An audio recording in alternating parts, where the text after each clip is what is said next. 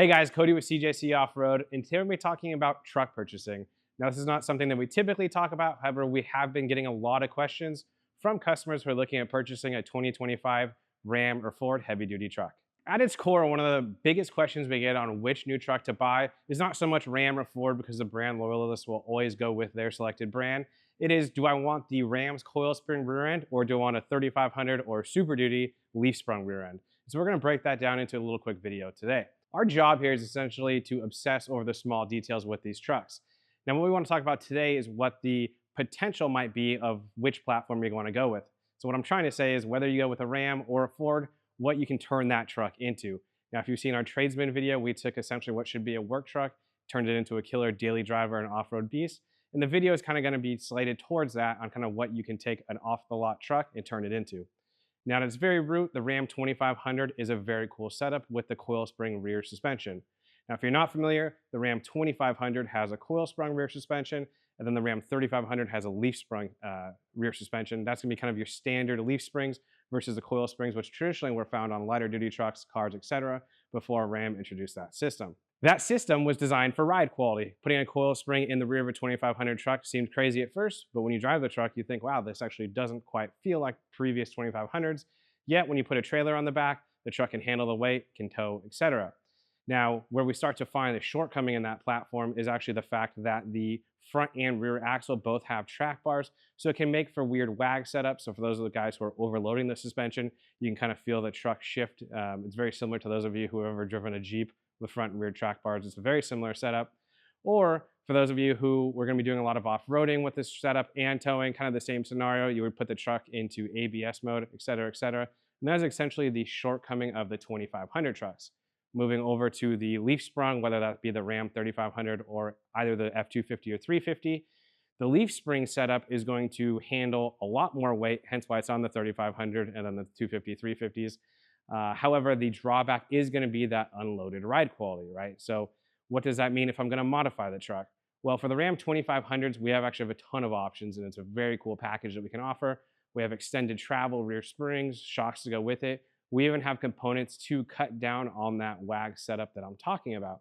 So for those of you who are going to be doing a daily driver setup, want to even build an off-road toy, which has gotten more and more popular over the years, or who only tow occasionally and do not have a ton of weight in the rear end, the 25 trucks are actually an excellent option for you, just because your overall ride quality stock is going to be great, and then your potential when modified is even greater for a greater overall ride, whether that's on or off the highway. Simply put, a modified Ram 2500 is hands down the smoothest of all the diesel trucks on the market today. Now, moving over to the leaf sprung trucks. Yes, we also do offer soft ride extended travel leaf springs in the rear, custom tuned shock packages, so on and so forth, and then we can make up for that loss of capacity with airbags quite simply. However, there are a few drawbacks still. That unloaded ride's not going to be quite as good. You know, we can still get it a lot better than stock, but the 2500 does have an edge if you were to drive two trucks side by side.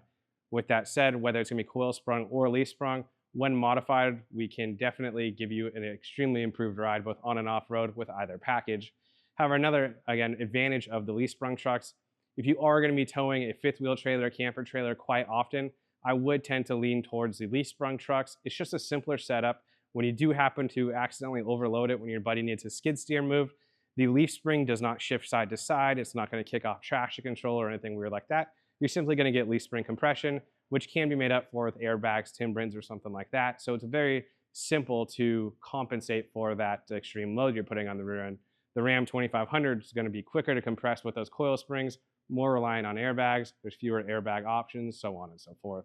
Another market segment that we want to talk about is anyone who's going to be putting full-time weight in the back of the truck. So if you're going to be putting a service body on the back of the truck, a camper shell with a deck system and potentially doing some camping, an overland overhead tent, right, like a Go Fast camper or similar, or even a slide-in camper like I have on my personal truck, like a four-wheel camper or more, guys running flatbed campers, full RV conversions, so on and so forth. I would pretty much rule out the Ram 2500 when we're talking about the best possible achievable performance, right? We're not saying those of you who have a camper on your Ram 2500, you're somehow wrong. However, if you are buying a truck for your specific use, why not get the right tool for the job? And that's going to be a leaf sprung truck. We've all got our different metaphors when it comes to the situation, but essentially, can you put a bass boat out in the ocean and go fishing? Yes. Will a center console ocean boat work much better? Yes. That's basically what we're getting at. A leaf sprung truck is going to work much better. It's going to feel much more planted, much more composed when you put that 1,000 pounds or more of full-time weight in the rear. And that's essentially our point. The Ram 2500s do work. The salesman's going to tell you at the dealership that it can do whatever you want.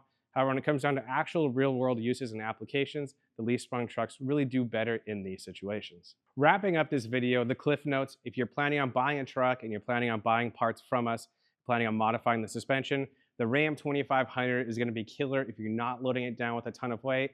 You're planning on taking it off-road. We in fact have literally thousands of dirt miles on our Ram 2500s that we've taken south of the border, rock crawling literally everywhere, and they've worked extremely well. However, we would not put a slide-in camper in those, and we did not do a whole lot of fifth wheel towing with those. Now, we do have a lot of videos highlighting different airbag systems, different products that have come out over the years that make those trucks work really well with those softer rear coil springs. However, again, as we're pertaining to buying a 2025 diesel truck, which would be a good option, if you're going to be hauling a lot more weight, you're going to be putting weight in the bed, I would highly encourage you to look at the 3500 Ram or the F250 350.